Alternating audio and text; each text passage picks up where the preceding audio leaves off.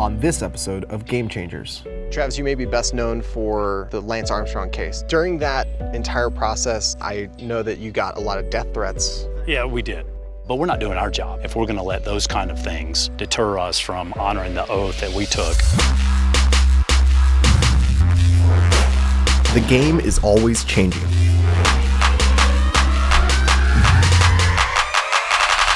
In this series, we take a look at those who are changing the sports world, on and off the field. I'm your host, Armin Amirian, and this is T-Mobile's Game Changers.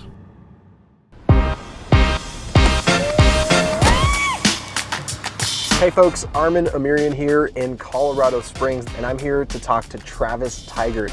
He's the man you may know as the guy who brought down Lance Armstrong.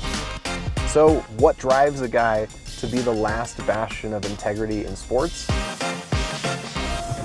Let's find out. Hey. How's it going? Good, how are you? Travis Tygart from USADA. Armin, pleasure to meet you. Good to meet you too. You know, office buildings are cool and all, but I hear Colorado Springs is one of the nicest parks in the country. Absolutely. Let's go check it out. Should we go? Sounds good. In 2001, the United States Anti-Doping Agency was recognized by Congress as the official anti-doping agency for Olympic, Paralympic, and Pan American sport in the United States. USADA's stringent testing system is viewed as one of the most rigorous and anti-doping programs in the world. Across the globe, the U.S. Anti-Doping Agency is viewed as the gold standard for protecting clean competition and the integrity of sport. But that hasn't always been the case. So what's like the career path that brings you to being the CEO of USADA? Yeah, you know, I went to law school right at the time as I was graduating from law school, about a year after the U.S. Anti-Doping Agency got started in late 2000 after the Sydney Olympic Games. And I think what we saw when we first got started was the world believed the U.S. athletes were not held to the highest standard and that they were the dirtiest athletes. She is a decorated athlete, but now Marion Jones is accused of taking illegal performance-enhancing drugs. We had a number of positive tests, the infamous 13, prior to Sydney. So there were some facts that supported this view. I have let my country down, and I have let myself down. You know, that's really fascinating. I never knew that that was kind of the impetus of USADA starting up. The perception was such that when you have the fox guarding the hen house, so when you have the USOC testing its own athletes, prosecuting its own athletes, the interest is not for them to hold athletes accountable. The interest is for them to go out and win medals and hopefully not get caught. You cannot both promote and police your own sport. How big of a problem, I mean, however you want to measure it, is doping in sports? I think the temptation to dope is huge, because if you think about it, we, as a society, we lionize the winner and only the winner. And if there's a drug out there that's going to make a material difference, I think the temptations to use that is huge. And it's exactly why we have to ensure that we have a system in place that deters that. So what are the challenges that you face in trying to make this change? I think it's the win at all costs culture. We've had a 14-year-old, 15-year-old inline roller skater whose dad, coach, and trainer had him on a drug program in order to be the best in inline roller skating.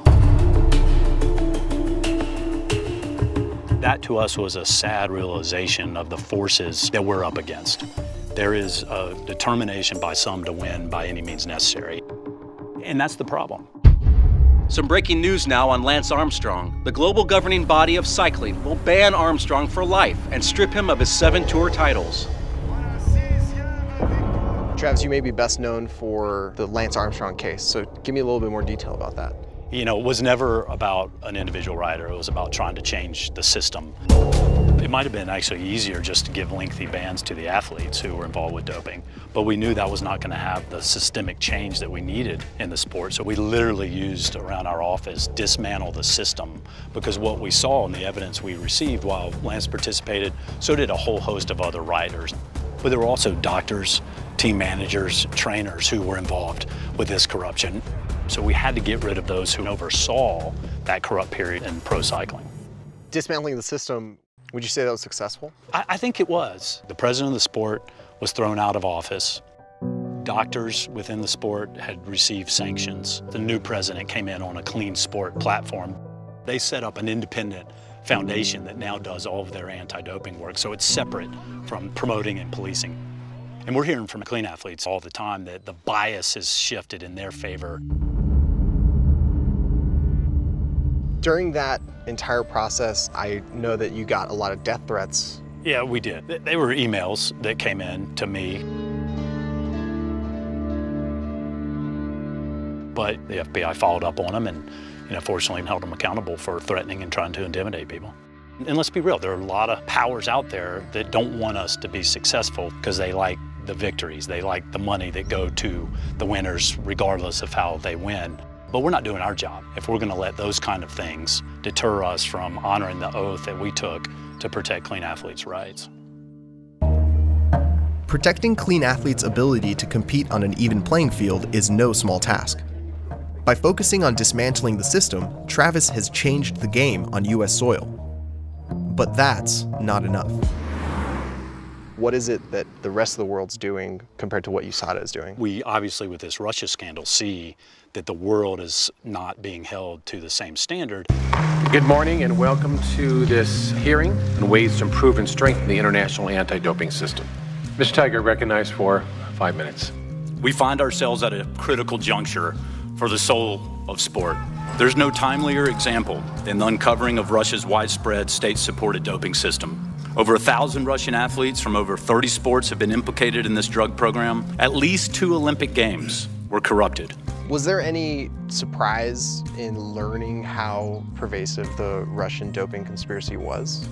I think absolutely. The number of athletes, how high it went into the government, and the way they were able to get the bid to host Sochi there and then swap their samples during the games to ensure that they weren't caught, I think it's a scheme no one could have possibly imagined.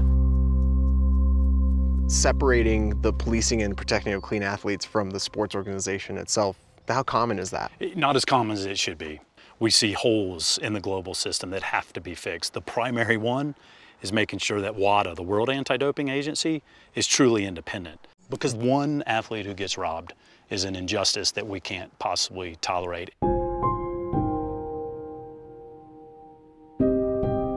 What would sport look like if that was just legal and okay to do? If we suddenly said, look, let's just let them do whatever they want, so it's not a fraud to use these drugs, it's going to turn into a freak show. We don't love the Tour de France because it's robots cycling up the mountain. We love it because it's human. I think it would totally change the very nature of sport. What was one of the most inspirational stories of our time, unfortunately, was built on a foundation of fraud.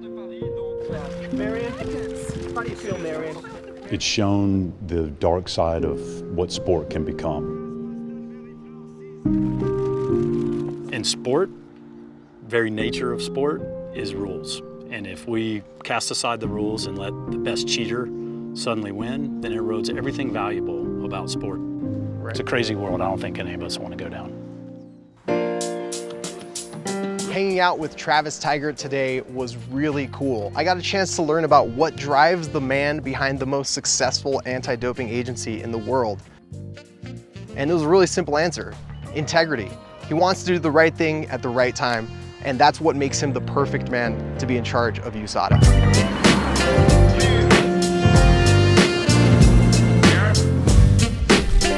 Join us next time for another episode of T-Mobile's Game Changers.